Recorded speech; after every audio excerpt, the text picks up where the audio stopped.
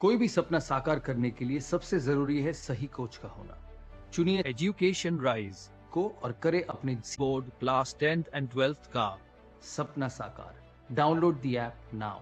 आज देखिए जो अपनी क्लास है ना, इसमें हिंदी साहित्य के जो लेखक और कवि का जो साहित्यिक परिचय पूछा जाता है वो अपन करने वाले हैं और बहुत ही इंटरेस्टिंग वे में हम करेंगे। बहुत ही एक प्रकार से यूँ कह सकते हैं कि आपको एक ट्रिक के साथ में बताऊंगा किस तरीके से आपको ये लिखना है। एक्चुअली होता क्या है कि जो हिंदी कंपलसरी होती है उसमें जो पूछा जाता है व्यक्तित्व एवं कृतित्व, तो वो अलग तरीके से लिखा जाता है और हिंदी साहित्य में होता है साहित्यिक परिचय। ध्यान रखना दोनों अलग चीजें हैं। उसमें जब व्यक्तित्व लिखते हैं ना, मैं आपको थोड़ा सा यहाँ पे बता देता हूँ दोनों में डिफरेंस क्या है और कैसे लिखना होता है। तो अगर हम बात करें हिंदी कंपलसरी की, अगर बात करें तो कंपलसरी में तो क्या लिखना होता है कि उसमें व्यक्तित्व और कृतित्व पूछा जाता है, इसलिए आपको लिखना पड़ता है वहां पे जन्म। ठीक है, वहां पे उनका जन्म लिखना होता है। तो जन्म में जन्म कब हुआ, कहाँ पर हुआ, माता पिता का नाम और उनके परिवार के बारे में, उनका बैकग्राउंड, ये सारी चीजें लिखी जाती है। इसके बाद फिर इनकी लिखा जाता है इनका जो है ना, जहाँ पे इन्होंने कार्य क्षेत्र, यहाँ पे जहाँ पे कार्य क्षेत्र मतलब कहाँ कहाँ पे काम किया, क्या क्या चीजें लिखी, रचनाओं के बारे में, वो सारी चीजें इसमें लिखी जाती है। और फिर इनका लिखा जाता है, इनकी फिर रचनाएं लिखी जाती है और फिर लिखा जाता है इनके पुरस्कार, जो इनको पुरस्कार प्राप्त होते हैं वो लिखे जाते हैं। अगर आधुनिक कवि हैं तो पुरस्कार, और जो प्राचीन कवि होते हैं उनको तो पुरस्कार पहले मिलते नहीं थे, तो उसमें ये चीजें नहीं लिखनी होती है। तो इन चीजों को लिखे ना, अगर आप दो दो तीन तीन लाइनें भी लिखें तो पर्याप्त रूप से हमारा उसमें व्यक्तित्व और साहित्य कृतित्व हम लिख सकते हैं। हिंदी साहित्य में क्या होता है बच्चों कि हिंदी साहित्य में जो है ना, केवल साहित्यिक परिचय पूछा जाता है। साहित्यिक परिचय जो है वो पूछा जाता है और साहित्यिक परिचय में हमें लिखना होता है एक तो भाव पक्ष, एक तो हम लिखते हैं भाव पक्ष लिखते हैं और दूसरा हम इसमें लिखते हैं कला पक्ष। भाव पक्ष, कला पक्ष, और तीसरी चीज हम लिखते हैं इसमें रचनाएं, रचनाएं और अगर मान लीजिए कि आधुनिक कवि हैं तो फिर इनके पुरस्कार भी हम यहाँ पे लिख सकते हैं, पुरस्कार। ठीक है, ये चीजें लिखनी होती हैं। तो दोनों में अलग अलग है, ध्यान रखना, दोनों ही अलग तरीके से लिखा जाता है। और जो साहित्यिक परिचय होता है इसमें एक लेखक का पूछा जाएगा और एक कवि का पूछा जाएगा। इसमें तो क्या होता है कि किसी लेखक या कवि का पूछा जाएगा, 4 नंबर का प्रश्न रहेगा, क्योंकि बड़ा है तो 4 नंबर का रहेगा। आप चाहो तो कवि का लिखो, आप चाहो तो लेखक का लिखो, लेकिन इसमें दोनों अलग अलग रहेंगे, लेखक का भी लिखना पड़ेगा और कवि का भी लिखना पड़ेगा। तो 2 नंबर का लेखक का रहेगा और 2 नंबर आपका रहेगा कवि का। तो इस तरीके से ये 4 नंबर का आएगा। तो हम यहां पे क्या करेंगे, लेखक और कवि दोनों को हम बहुत ही एक व्यवस्थित तरीके से लिखेंगे ताकि दोनों क्वेश्चन आप एग्जाम में करके आओ। दोनों करने पड़ेंगे, ध्यान रखना। एक बार फिर से बता देता हूं, उसमें तो अथवा में मिलता है कि आप चाहो तो किसी लेखक का करो, चाहो तो कवि का करो, लेकिन इसमें आपको लेखक का भी लिखना पड़ेगा और कवि का परिचय भी लिखना पड़ेगा। प्रत्येक प्रश्न 2 नंबर का रहेगा, ये भी 2 का, ये भी 2 का, तो इस तरीके से आपका रहेगा 2 प्रश्न आपके 4 नंबर के। अब हम एक एक करके एक करते हैं और इनका परिचय देखते हैं, साहित्यिक परिचय देखते हैं और फिर लिखते हैं कि किस तरीके से आप एग्जाम में लिखेंगे। देखो, शुरुआत करते हैं सबसे पहले हम जयशंकर प्रसाद से, क्योंकि हमारा पहला टॉपिक है हिंदी साहित्य का। जयशंकर प्रसाद साहब का, जयशंकर प्रसाद साहब ने कार्नेलिया का गीत और देवसेना का गीत लिखा है। तो और फिर क्या होता है कि बड़े अपने समय के बड़े प्रभावशाली प्रतिभाशाली कवि रहे हैं जयशंकर प्रसाद। इन्होंने कामायनी लिखी है, इनका महाकाव्य है कामायनी। तो निश्चित रूप से इन पे प्रश्न आएगा, आएगा मतलब आएगा, आप ध्यान दीजिएगा। और जो मैं तरीका बता रहा हूं ना, हमने तो क्या थोड़ा सा ज्यादा चीजें लिखी है, आप लोग इतनी नहीं लिख पाएंगे। अगर उसमें से कम भी होती है थोड़ी बहुत, जैसे पूरी याद नहीं रहती है, तो आप इस तरीके से अगर लिख के आते हैं तो आप तय मानिए आपके 2 नंबर फाइनली हैं, पक्के हैं। तो हम करते हैं इस तरीके से, प्रश्न आएगा कि जयशंकर प्रसाद का साहित्यिक परिचय लिखिए। हम ये तो कवि हो गए और इसी तरीके से लेखक का भी आएगा, तो एक कवि करेंगे, एक लेखक करेंगे। अगर हम बात करते हैं जयशंकर प्रसाद साहब की, तो हमें इनके जीवन के बारे में नहीं लिखना है, जन्म के बारे में नहीं लिखना है। पहले ही कह दिया, प्रश्न में पूछा है भाई साहित्यिक परिचय। जब प्रश्न साहित्यिक परिचय पूछा जा रहा है और आप अगर व्यक्तित्व लिख रहे हैं, उनका व्यक्तिगत जीवन लिख रहे हैं, तो ये तो आप टॉपिक से हट के लिखते हैं। और बोर्ड में ध्यान रखना, बिल्कुल एक विद्यार्थी विद्यार्थी से यह आशा की जाती है कि जितना पूछा जाए उतना लिखें, जो पूछा जाए वो लिखें, जितनी शब्द सीमा में पूछा जाए उतनी शब्द सीमा में लिखें। तो ये सारी चीजें आपको ध्यान में रखनी पड़ेगी, और अगर टॉपर बनना है तो निश्चित रूप से ध्यान में रखनी पड़ेगी। और अगर आप वीक हैं, तैयारी नहीं कर पाए हैं, तो ये क्लास आपके लिए बेस्ट है। अगर आपने ढंग से देख ली तो निश्चित रूप से आपकी अच्छी तैयारी हो जाएगी। बच्चों, साहित्यिक परिचय में 2 चीजें बताई थी, भाव पक्ष लिखेंगे, कला पक्ष लिखेंगे, रचना लिखेंगे, ऑल कंप्लीट। तो अगर बात करते हैं भाव पक्ष की, अब भाव पक्ष में होता क्या है, लिखेंगे क्या भाव पक्ष में, तो सीधा सीधा, हालांकि इसमें अलग चीजें होती है, इसमें 3 पॉइंट्स होते हैं, 3 पॉइंट्स के तहत हम चीजें इसको कवर करते हैं, पर वो आपके काम की नहीं, इतना डिटेल हम नहीं जाएंगे। आप सीधा सीधा ध्यान रखिए कि उन्होंने जो भी कविताएं लिखी है, जो रचनाएं लिखी है, उन रचनाओं का मुख्य संदेश क्या है, बस यही आपके लिए भाव पक्ष है। फिर कला पक्ष में क्या लिखेंगे, तो कला पक्ष में जो रचनाएं लिखी है उनमें किन किन प्रकार की भाषा का प्रयोग किया है, कैसे उन्होंने अलंकारों का प्रयोग किया है, और जो साहित्यिक, जो एक प्रकार से कह सकते हैं जो टर्म्स होते हैं, लिटरेरी टर्म्स हम जैसे इंग्लिश में बोलते हैं, जो साहित्यिक युक्तियां होती है उनका प्रयोग कैसे कैसे किया, वो कला पक्ष में लिखेंगे। फिर लिखेंगे रचनाएं कंप्लीट। अगर 3 लाइनें भी आप लिख देते हैं ना, तो आपके 3 × 3 आपके 9 लाइनें हो जाएगी, 9-10 लाइनें, 11-12 लाइनें आपके कंप्लीट, 2 नंबर। तो हम क्या लिखेंगे भाव पक्ष में कि जयशंकर प्रसाद जी हिंदी साहित्य के आधुनिक काल की छायावादी प्रवृत्ति के 4 आधार स्तंभों में से एक हैं। अब ये देखो भाव पक्ष है कि किस काल से हैं, तो काल आ गया ना, क्योंकि थोड़ा सा आपको एक बैकग्राउंड अगर आप दे देते हो ना, तो एग्जामिनर के दिमाग में बिल्कुल एक इंप्रेशन पड़ जाएगा कि बच्चे ने देखो एक ही लाइन में कितनी सारी चीजें लिखी। क्या है, एक तो हिंदी साहित्य का जो आधुनिक काल है ना, हिंदी साहित्य की जो काल विभाजन करते हैं, उसमें सबसे अंतिम काल आता है वो आधुनिक काल आता है। आधुनिक काल को फिर अलग अलग कालों में विभाजित किया है, उप विभाग उसके किए हैं, जैसे भारतेंदु युग, द्विवेदी युग, उसके बाद आता है छायावाद, फिर आता है प्रगतिवाद, प्रयोगवाद, नई कविता, इस तरीके से बहुत डिटेल में है।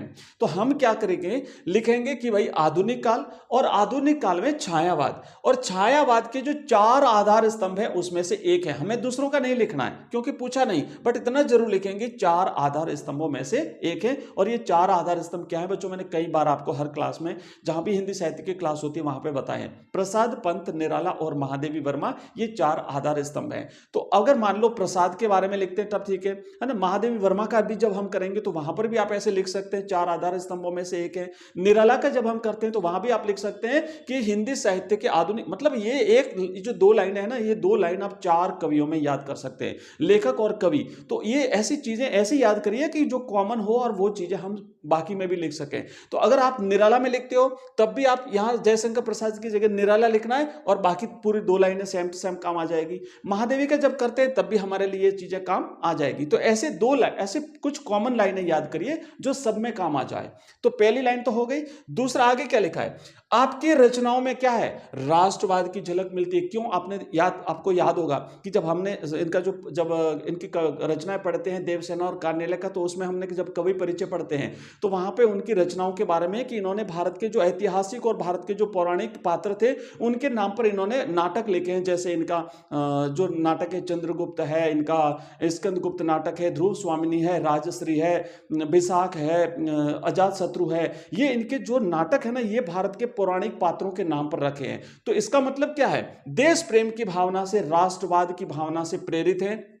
साथ ही साथ करुणा और दया का भाव है इनमें। मतलब आप यानी इनकी कोई भी एक कविता याद रख लीजिए, जैसे देवसेना, जैसे मान लीजिए आप कार्नेलिया, तो उसमें देखो करुणा कहीं झलकती है कि नहीं झलकती, मानवता का भाव झलकता है कि नहीं झलकता। जब वो भारतवर्ष का वर्णन करते हैं तो कहते हैं कि हमारी भारत भूमि जिन्होंने सबको यहाँ पे आश्रय दिया है। तो जो जो उनकी कविताओं में हमें चीजें देखने को मिलती है वही चीजें आपको यहाँ पे लिखनी है। रटने की बिल्कुल कोशिश मत करिए, कुछ भी नहीं रटना, ठीक है। अब देखो, और फिर क्या होता है, सौंदर्य और प्रेम, बिल्कुल प्रेम और सौंदर्य आपने देवसेना को याद करिए। उसके बाद प्रकृति के मनोरम सजीव चित्रण, आप कार्नेलिया का जो गीत होता है उसमें कार्नेलिया कहती है कि अरुण या मधुमेह देश हमारा, जहां पहुंच अनजान क्षितिज को मिलता एक सहारा। तो अरुण या मधुमेह देश हमारा, प्रकृति का वर्णन किया, भारत के सौंदर्य का वर्णन किया है, भारत की प्राकृतिक गौरवशाली इतिहास और संस्कृति का वर्णन किया है। तो वो सारी चीजें आपको भाव पक्ष में 4-5 लाइन में लिखनी है।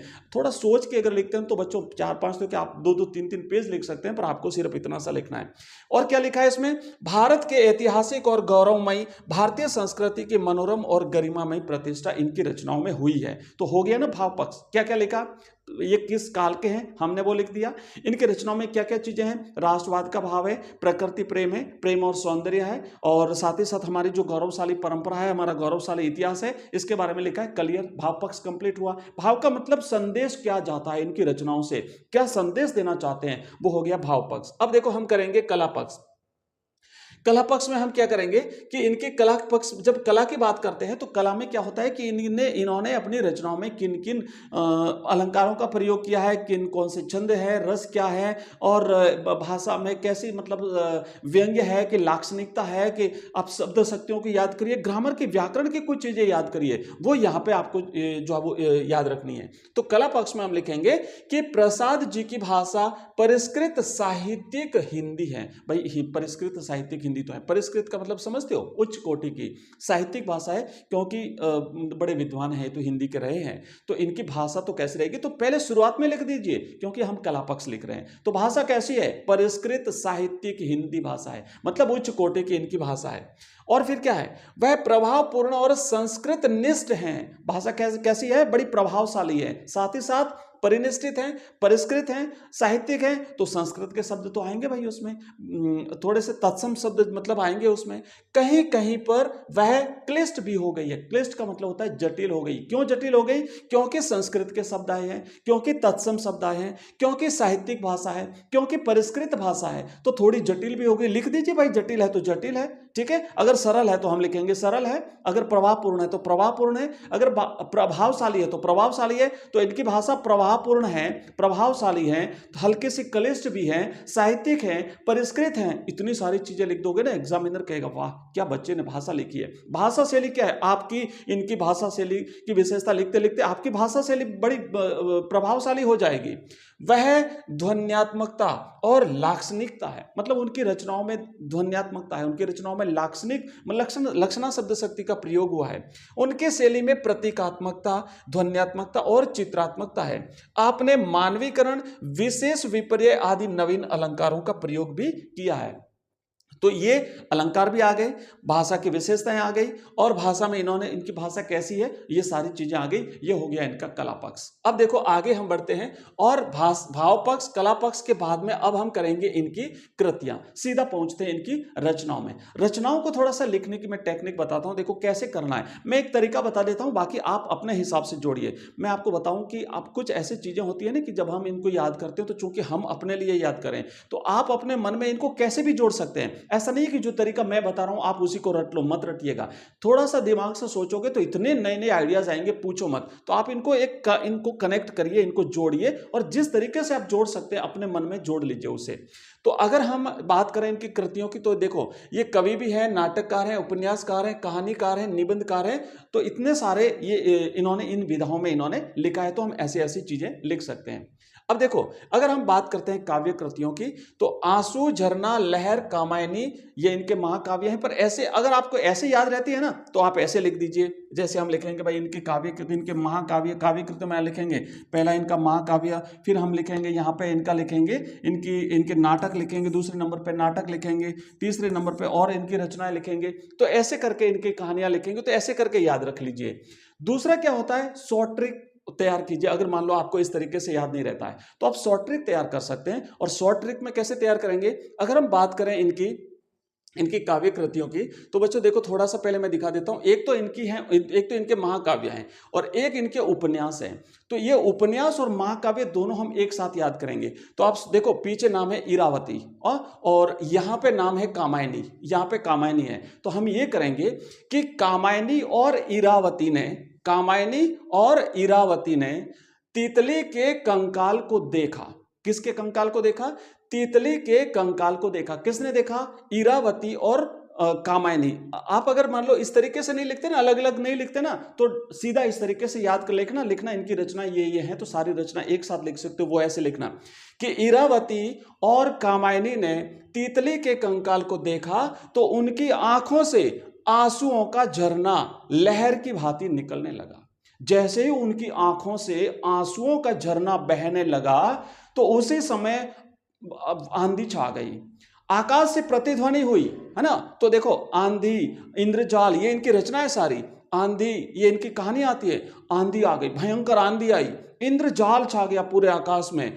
फिर छाया छा गई। जब आंधी आई तो बिल्कुल एक जो अंधेरा छा गया, छाया हो गई। और फिर आकाश से प्रतिध्वनि हुई, आकाशदीप प्रतिध्वनि, आसमान से एक आकाशवाणी हुई, प्रतिध्वनि गूंजी।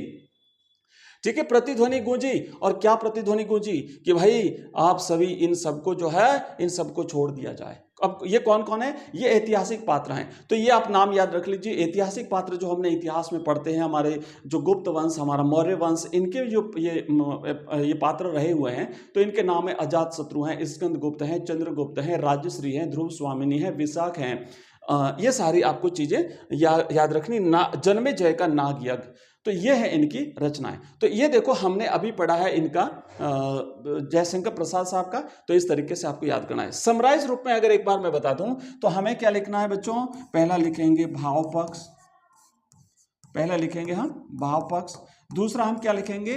कला पक्ष। एक बार फिर से नोट कर लीजिए, ये लिखा हमने कला पक्ष। उसके बाद हमने क्या लिखा?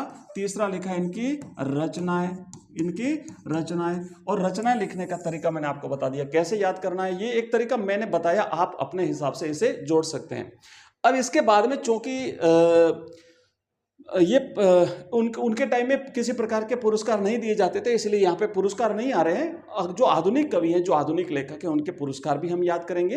तो वो पुरस्कार भी इसमें हमें जोड़ देना है। तो साहित्यिक परिचय इस तरीके से लिखा जाता है। नेक्स्ट हम ये तो हमने कवि परिचय किया है। फिर हम करेंगे यहाँ पे एक लेखक परिचय। जैसे मान लीजिए प्रश्न आता है कि आचार्य रामचंद्र शुक्ल का साहित्यिक परिचय दीजिए। एक काम करते हैं, अभी क्लास काफ़ी लंबी हो जाएगी, तो लंबी ना करके एक एक हम याद करते हैं। आप इनके नोट्स बनाइए। हालांकि मैं ये पीडीएफ शेयर करूंगा ग्रुप में, बट आप अपने खुद के नोट्स बनाइए और चीज़ों को ऐसे समराइज करके जो टेक्निक मैंने बताई है उस टेक्निक से आप याद करिएगा।